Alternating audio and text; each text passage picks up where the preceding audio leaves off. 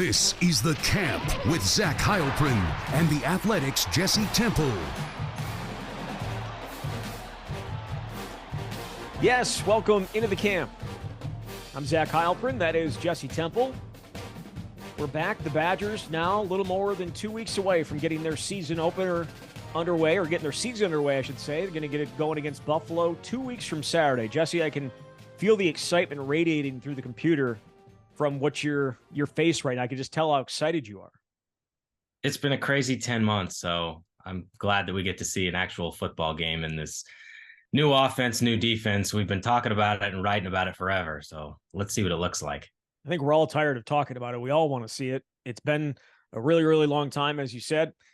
How long ago does October 1st feel to you? 2 years.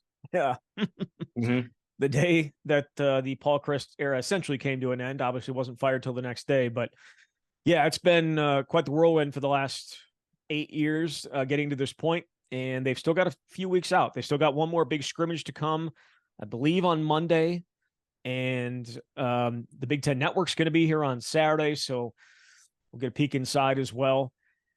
Plenty to get to, though. We got to talk to several different position groups since the last time we had a show. That included the running backs on Wednesday, and Braelon and Chez Mellusi. And the story that came out of there was the fact that they think they're both going to catch 50 passes. Now, whether they think they're going to catch 50 passes and whether that's just a goal for them to catch 50 passes, I think there's two different things there.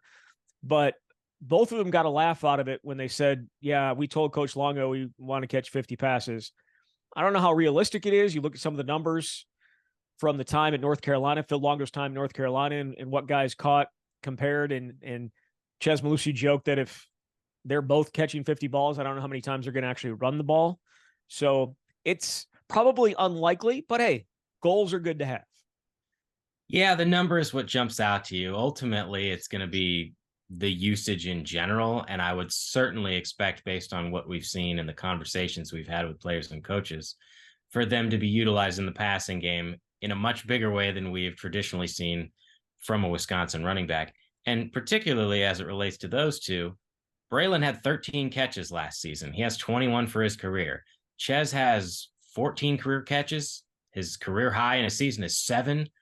They're going to eclipse those marks this season. I feel like that's pretty safe to say, which wouldn't take much. You'd need about 2 catches a game. Braelon said he told Phil Longo he'd like to have 4 or 5 a game, which is how you'd get to 50. But I think it's interesting the way Longo has run the offense here in some practices, specifically with those guys, because he loves those swing routes out of the backfield. And I think the way he views it is it's basically a running play, but you're just getting the ball to your running backs in space in a little bit different way. They happen to count as pass receptions.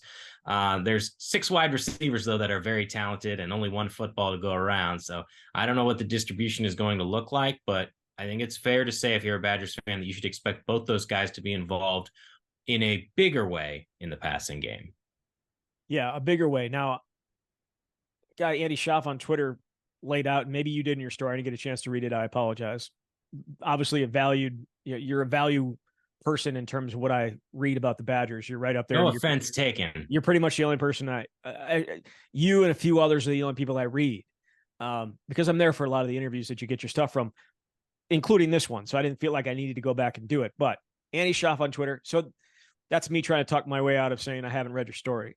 But Andy Schaff on Twitter, he pointed out there's only been one running back in Wisconsin history that topped 50 catches. That was Brian Calhoun in 2005. Some others have gotten somewhat close, but a lot of them are like in the 30s, low 40s. It just doesn't happen. And I understand it's a different system, but I feel like there's just so many different guys you can get the ball in their hands at different times that it's going to be very hard for those two to get that many touches. I know, I know it's a goal and it's something to shoot for, and Phil Longo's got to keep it in his mind. But I kind of think like a combined 50 catches would make a little bit more sense. That's what Javonte Williams and Michael Carter had in 2020 down at UNC when they also ran for 1,000 yards each. They each had 25 catches, so they combined for 50. Last year, all of North Carolina's running backs combined for 53 catches. So, again, Phil Longo is going to do things to get the ball in the hands of guys that are going to make the offense go. It just feels like a little bit too high. I'm going to pretend that you did read the story, and that's where you glean the information that Brian Calhoun caught 53 passes in 2005. Is that the most sneaky, underrated season by a running back of all time? Because when you think of the best running backs, there's about 5 other guys you name first. And he was only here for 1 year on the field because he transferred from Colorado and then left. But my God, he ran the ball at the time more times in that season than any running back at Wisconsin ever. And the only guy who's broken it since then was Monte Ball in 2012. And he had 1,400 yards rushing, 50 pass receptions. That's maybe a different conversation, but makes you realize what a ridiculous year that was. He was that dude. No, he was that dude. And you think about the 2005 offense, before you come along to 2010 and 2011, 2005, the first year that Paul Chryst came back with John Stocco and Brian Calhoun and Brandon Williams, Jonathan Orr, Owen Daniels, they had some dudes on that offense in the skill spots, and Brian Calhoun carried the ball a ton. That offense could score. Their defense could not stop anybody. And it was kind of funny because the only reason, I shouldn't say the only reason, but one of the only reasons Brett Bielema got the job leading into 2005 was because of how good the defense was in 2004 when the offense wasn't any good. That's why you bring in Paul Chryst, and you're going to combine the two. And the 2005 defense was horrible. But it is what it is. That year provided some amazing moments, and Brian Calhoun was at the forefront of them. You think about 2005 Michigan game, he carried them on his back up until John Stocco ran it in famously for the quarterback sneak. If you go back and look at the numbers, Brian Calhoun touched the ball a ton. And then against Minnesota in the block punt game, that's all we remember it for, he had over 200 yards of total offense in that game too. Him and Lawrence Maroney went back and forth. It was no defense was played that day. Brian Calhoun, underrated as they get probably. And I would go up there and say him and James White are probably the two most underrated backs. James White did it for 4 years, and he's still somehow underrated. Brian Calhoun did it for 1. I'm kind of think about what he would have been able to be if he had come here straight out of high school instead of following Eric Bieniemy to Colorado. He loved Eric Bieniemy, and so who is now obviously the Washington Commanders offensive coordinator, was the offensive coordinator at Kansas City for a long time and got a lot of credit for what they did in Kansas City offensively. But I'm off track here. In terms of Brian Calhoun, yes, underrated as hell. And James White had 39 catches in 2013. So the difference this year, when we're looking at the Brian Calhoun year, a Jonathan Taylor year a few years ago, it's, yes, Braelon is the featured back, but Braelon and Chez are going to be spelling each other, which is extremely important and something that Luke Fickell has reiterated on multiple occasions, that is in the best interests of Braelon for longevity and for the team as well, to be fresh, to win those games in the fourth quarter, to play as best as this team can down the stretch. That 2020 season at UNC, it has been referenced a lot this offseason, but rightfully so. And Chez brought it up again when I was talking to him this week, that I said, are there any players in particular that you guys have watched on film to either try and emulate or understand what this role is going to look like? And he said they watched film of those two guys that, 2019, 2020, and 2020 is the year, as you referenced, where both those UNC running backs under Phil Longo got 1,000 yards rushing, 28 touchdowns total, and each caught 25 passes. And I do think that would be tremendously impressive because of how many opportunities I think these wide receivers are going to get, but they're going to be throwing the ball a lot more too. So that gives them ample opportunity. But yeah, 50 catches, that would be a shock. Another thing I referenced in my story was way back in 2019, I remember doing a feature on Jonathan Taylor and sitting in John Settle's office. And he had on his big screen TV in his office, he had the video clip pulled up of a highlight of Melvin Gordon playing with the Chargers. And it was a play where Melvin caught a touchdown pass, like a 6-yard touchdown pass in a win. And he was using it to explain how Taylor was going to be used in the passing game. And he said what even at the time was totally outrageous to me was that if he gets 50 touches in the passing game, I won't be surprised if half of them go for touchdowns. That would have been quite a record. And I think Taylor ended up with 26 catches that season and 5 touchdowns. But again, he carried the ball 320 times, and it was a totally different offense. And so there are just so many differences that it's tough to make comparisons for this Wisconsin team to what's happened in the past. But I do think there's a lot of opportunity for the running backs based on the routes we've seen.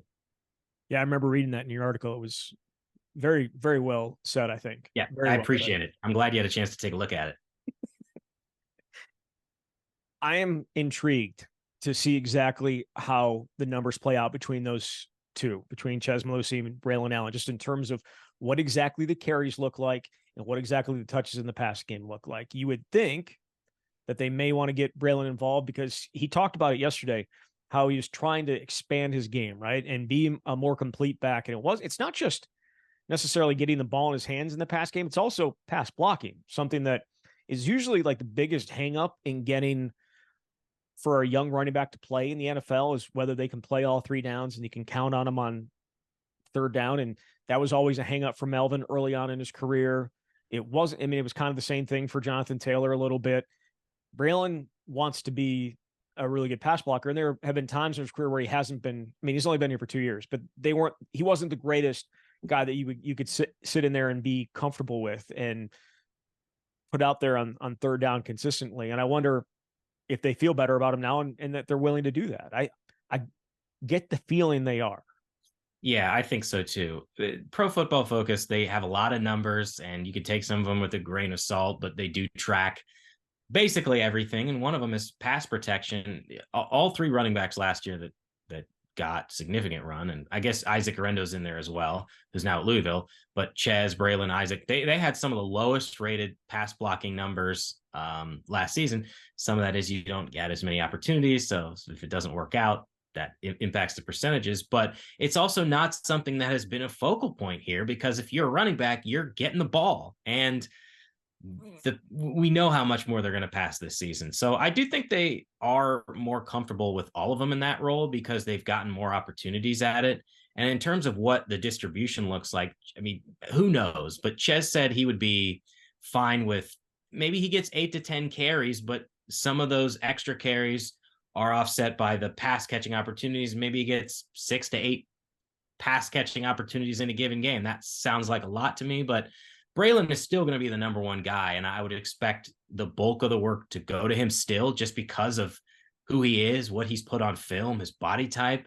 But they're going to need both of them. And they may even need a number 3, which is another conversation as well. We can have that conversation now if you want. I think we kind of talked about it when Phil Longo, when we discussed what he had to say about the situation, kind of where things stand. We did get the chance to chat with Jackson Aker and with Kay Giacomelli, and they kind of said what Phil said, right? They bring a little bit different things to the table, though. I do think, Jackson's year at fullback kind of brought and allowed him to think of things a little bit differently and maybe enhanced his game now being back at running back. Yeah. I mean, again, based on what we saw, he was taking the first team reps with Braelon when Chez was out. And I think that's a pretty good indicator of what coaches think. I thought it was also interesting. Cade Giacomelli's had a wrap around his knee and or his leg area. And I asked him what happened. He said he actually injured his hamstring during some running sessions in the summer. And when fall camp started, he felt fine. And the first couple of days he was fine. And then it started bugging him. And he said, so I was basically forced to go at 90%. Now he felt by midweek this week that he was back to full strength, but it can't be easy when something's lingering like that. I do think, and he said this as well, he feels like he can have some success as a pass catcher. And we did see that a little bit in camp. There's one play specifically that stands out that you referenced where he ran a wheel route out of the backfield, caught a 41-yard touchdown pass from Braden Locke while running with the second team offense.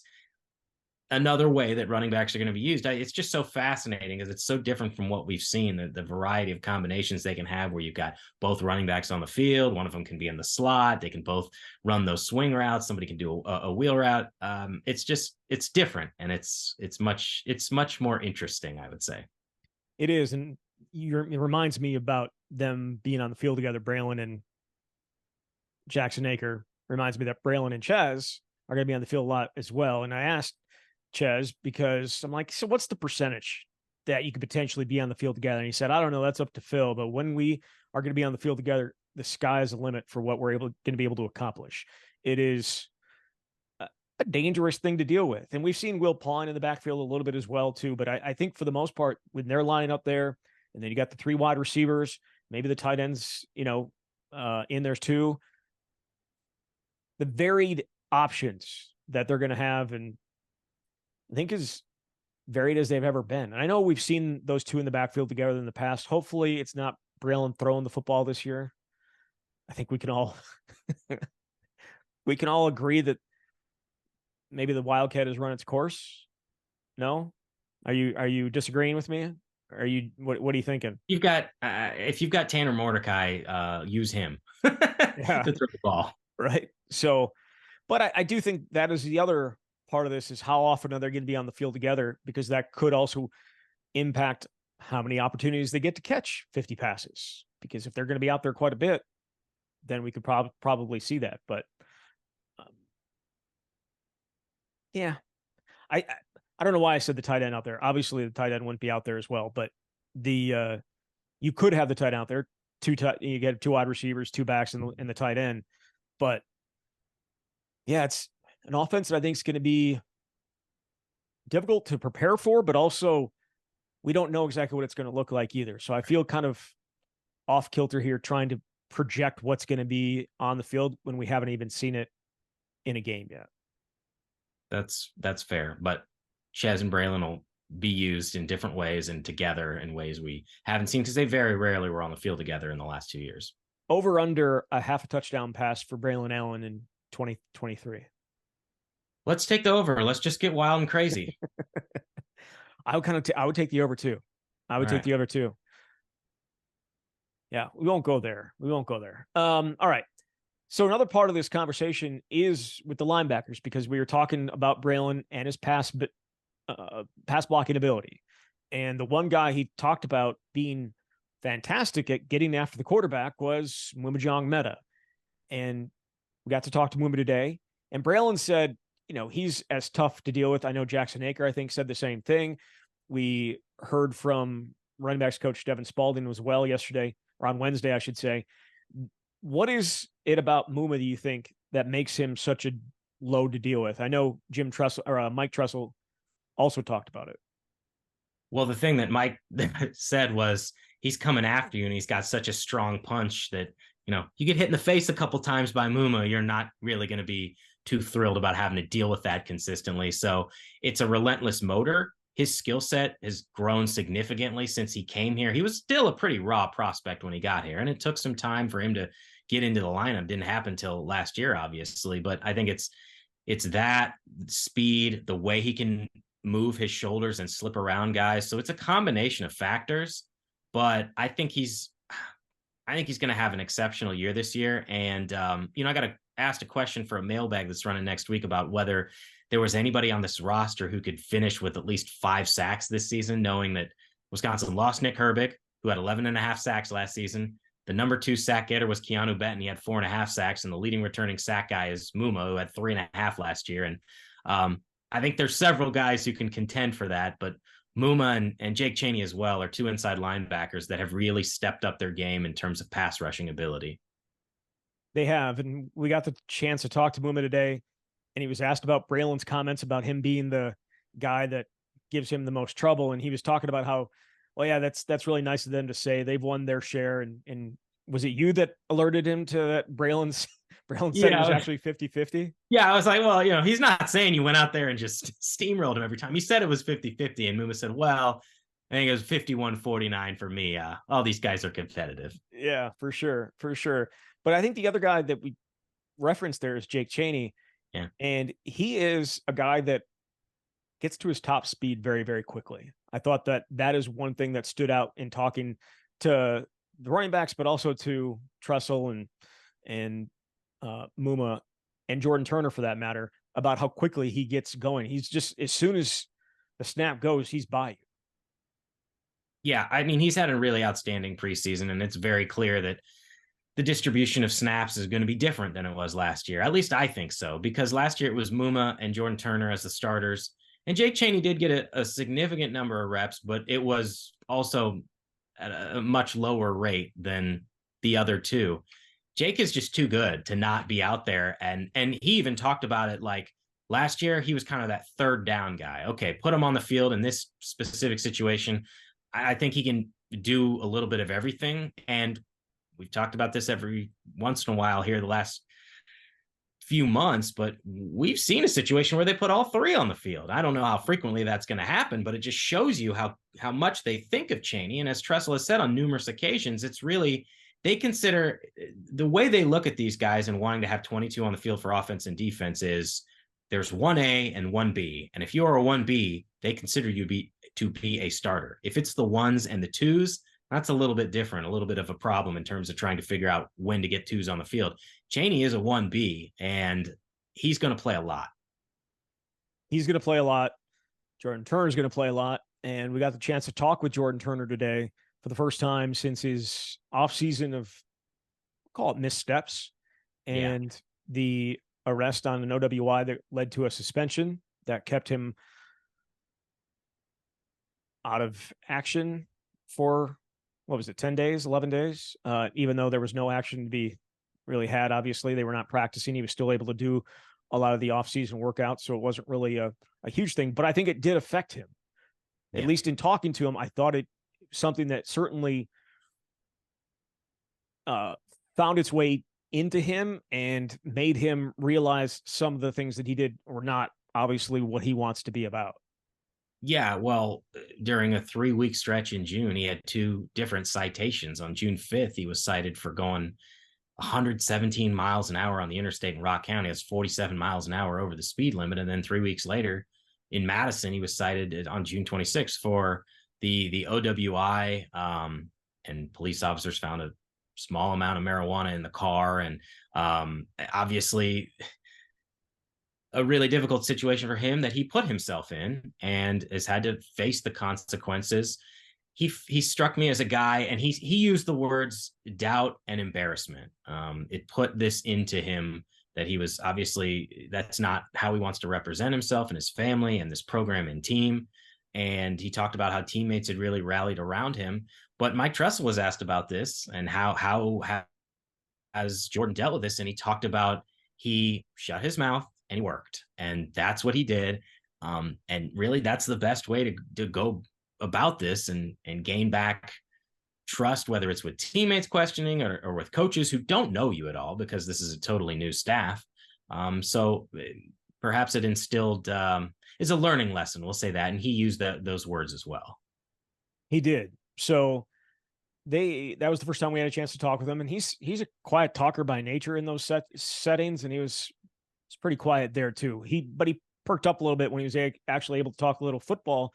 And Mike Tressel also is never quiet. Like, I mean, he's a very energetic guy, and that has been talked about. Jordan Turner talked about it, how they kind of and Jim Leonhard was not necessarily this way. This doesn't mean this is not a knock against him whatsoever. No one's knocking him. That's including me. I'm just saying he didn't necessarily get involved in absolutely every little thing. And I have a memory of Mike Tressel down in Platteville when they were doing these one-on-ones down in the corner of the end zone. And I went back and looked at my video, and he is everywhere. And it's these one-on-one, the pass rushing one-on-ones. And he loved every minute of it, and he was getting into it. He was jumping up and down. He was celebrating. It was just a little bit of a different feel to the defensive coordinator spot that has previously been Jim Leonhard, who's not like that. Justin Wilcox, not like that. And Dave Aranda, absolutely not like that. Well, it goes back to that notion that you hear people say there's a million ways to skin a cat. I feel bad for the cat, though, if he's getting skinned, but you know what I'm saying. Well, yeah, I mean, you're a cat guy, so. No, I'm not. We have a cat. Doesn't make me a cat guy. 2 very different things. But excuse me? You're allowed. No. Before we move any further, you're not a cat guy, but you have a cat. So it's not obviously your cat then. Thing. Well, it's your wife's cat.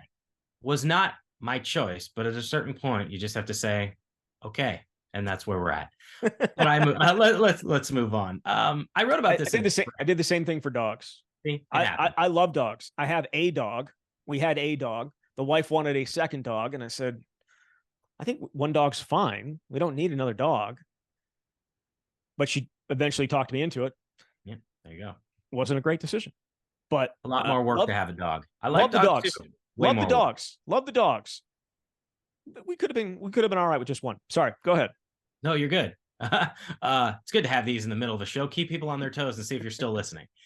I wrote about this in the spring, but Mike Tressel, I mean, he would call up the team for the morning meetings and scream "Mad Town," and everybody would yell back "Mayhem." And it's that's who still a he thing. is. Like, I don't know if it's still a thing. I'm just saying this is what I wrote about in the spring.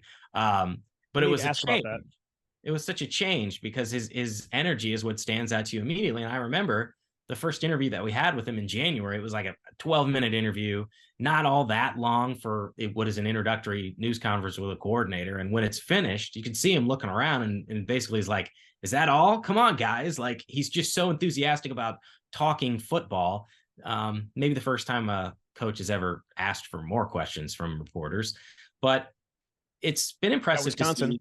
Yes, been impressive to see what he's been able to do. And I think that these players have really taken to him. Not an easy position to walk into where you're taking over Jim Leonard's room, but he also has success behind him. And I think that goes a long way. He was at Michigan State for like 14 years, was defensive coordinator at Cincinnati. The Bearcats just went to the college football playoff 2 years ago. So when people start studying the resume, seeing what he's about, seeing how energetic and enthusiastic he is about wanting to make players better, that goes a long way. So he talked for about 10.5 minutes today, 11 minutes today. Was there anything else that stood out about his conversation? I know you kind of were asking him about the dollar spot and some of the other bodies there that could potentially fill that role if Hunter Wohler is not available. Well, what I asked him was based on what we saw in practice, and the last practice that we saw is a week ago now, so things can change. Preston Zachman, Christian Allegro was getting some reps at that dollar spot. And I was just wondering who else outside of Hunter do you think can fill that role? And he didn't expound in a manner where he offered any other names, but did say that those are some of the names that they've been working with, which leads me to believe that they're very high on Christian Allegro still. And think is one of those freshmen who's going to have an opportunity in the 2023 class, at least to play this season. Who are some of the other guys? Yeah, it's three. It's like 4. Jonas, right? Yeah. Jonas DeClona. Absolutely. Tucker Ashcraft. And Atticus Bertram. The tight end. And then Atticus Bertrams. And Atticus obviously not the exact same situation as the other guys because he signed with USC in 2022 class, had back issues, never enrolled, but he's got all his eligibility and so therefore is a freshman.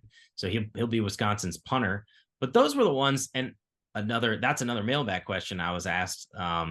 But that's what I said. And Jonas, I think, is for a true freshman to come in as an early enrollee and establish yourself with the twos in the spring says a lot, but to hold it down in the way that he has says even more during fall camp when you're being challenged by new guys. So, Jace Arnold has started to earn some third team reps while Nazir Forkurian has really come on and established himself with the twos at corner.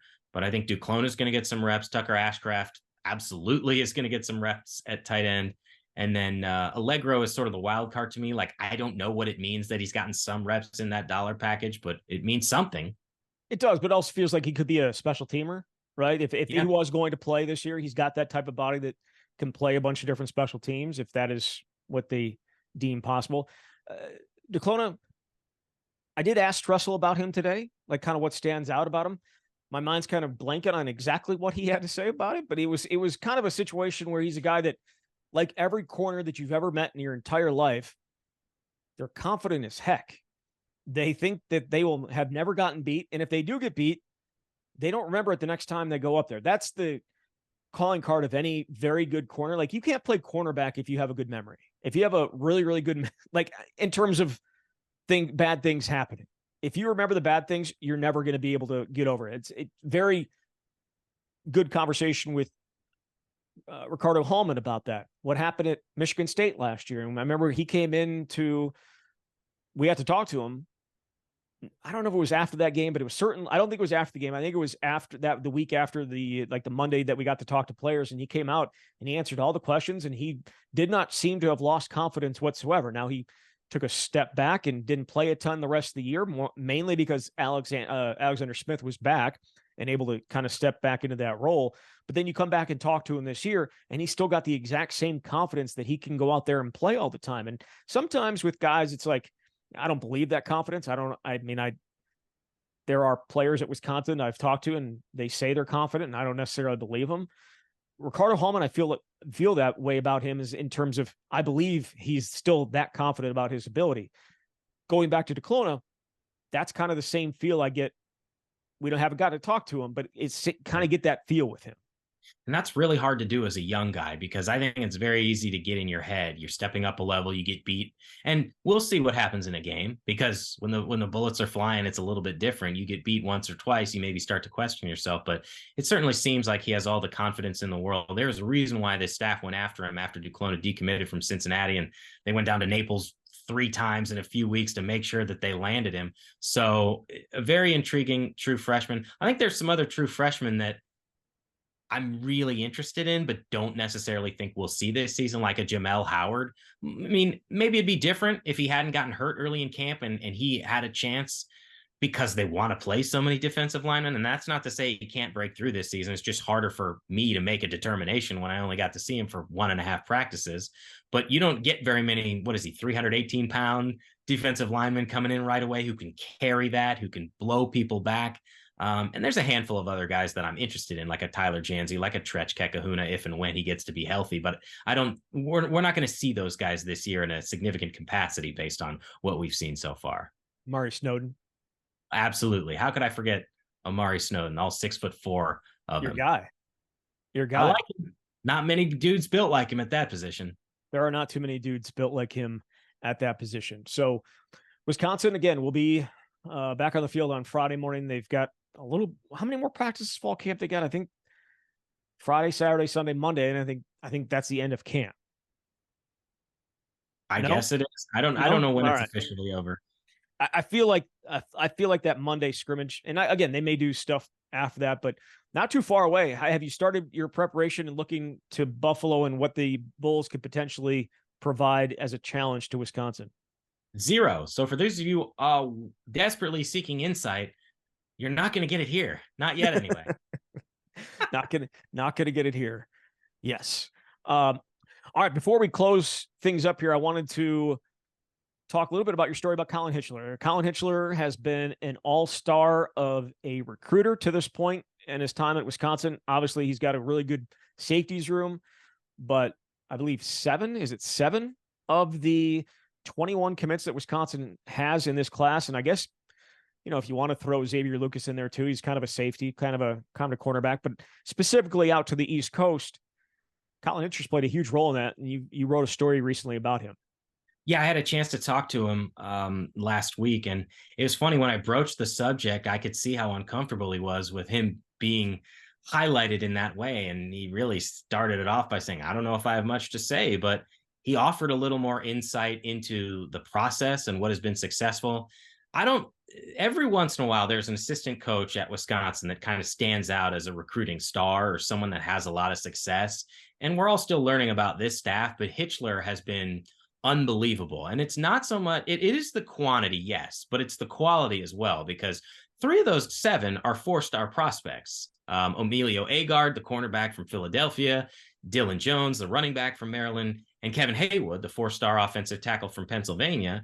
And he's also got a commit in the 2025 class, Remington Moss, who's from Virginia and is the first Virginia high school commit for Wisconsin in the Internet Recruiting Ranking 0. So he's been able to tap into his East Coast pipeline all up and down that coast. And what he said was, it's more about selling the program and the vision, because he's worked with Luke Fickell since, I think, 2018 at Cincinnati. He can tell everyone what it's like to play for Fickell, the culture they build at Cincinnati, the one they want to continue to build at Wisconsin.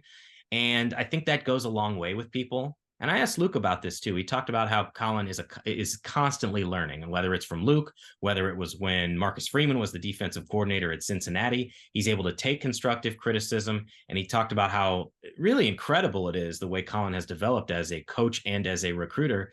And players and coaches and also the parents of players say the same thing. There's one story that stands out to me from Raphael Dunn's dad, and Dunn is another really lanky, tall defensive back that they were able to land. And his dad said they came for a visit, And Colin gave this presentation. It was a video presentation, and there was so much detail in it where he was showing highlights of here's what the best players at Cincinnati did. Here's what they're doing in the NFL. Here's what we do at Wisconsin. Here's your video, Raphael, and here's how you fit in. And this is why it's such a great fit. I know other coaches do it, but Raphael's dad said that kind of detail convinced all of them that this is where they needed to be. And that if Colin is willing to put that much detail into a presentation, imagine what he can do for these guys on the field. So we're still early in this process, but for him to have the success that he has already really shows at 37 years old that he's a rising star. And I don't expect that to subside in the near future, that he'll continue to get guys for Wisconsin in recruiting. Yeah, he's been impressive. Definitely has been. So good start, obviously, for him to his Wisconsin career. And obviously, we'll see if that can continue into the 2025 class. As you said, already got one. And I'm sure he's going to be a big part of this going forward as long as he is here, right? We'll see. All right, Jesse, we'll be back. We're going to get into our normal here rotation of shows. So we'll be going Sunday, Tuesday, Thursday from now on until, well, throughout the rest of the season. And by Sunday, Tuesday, Thursday, I mean, we're going to be doing the camp on Sunday. We're going to be doing the camp on Tuesday. And then we've got our new radio show coming, Temple and Heilprin, live from Monk's Bar and Grill in Sun Prairie every Thursday from 6 to 7. You can listen on Zone Madison. You can come out and see us. That'd be our first preference. And then you can also catch it on the podcast that likely won't be put up until Friday at some point after I work off my hangover, which I'm going to have plenty of because I'm going to enjoy myself on Thursday nights at Monk's Bar and Grill. Great drink specials, great food, and tons of football to watch. So I'm looking forward to that. Also, we've got an Instagram account. The camp do now. Do you think it's a little tough to keep all these things straight, Jesse? The good news is you're the one that has to keep them straight. That's a good point. But I appreciate all your efforts. Yeah. So all of you on the gram, make sure to follow us, even though we're a decade and a half late. Yeah, the camp podcast. We have an account, some videos, some graphics, some stuff that probably won't be posted elsewhere. So give it a look. And also follow us on our YouTube page as well. We appreciate all the support there that we've gotten. I know we pushed to 1,000, then I've kind of let off the gas a little bit. I may have to push back on the gas here a little bit and force a whole bunch of people to sign up because we can see people are watching that aren't actually subscribed. I need you people that are watching to subscribe as well. I need that. But we'll be back on Sunday. Until then, thank you very much, Jesse. Thanks, Zach. All right, there he is, Jesse Temple from The Athletic. You've been listening to The Camp.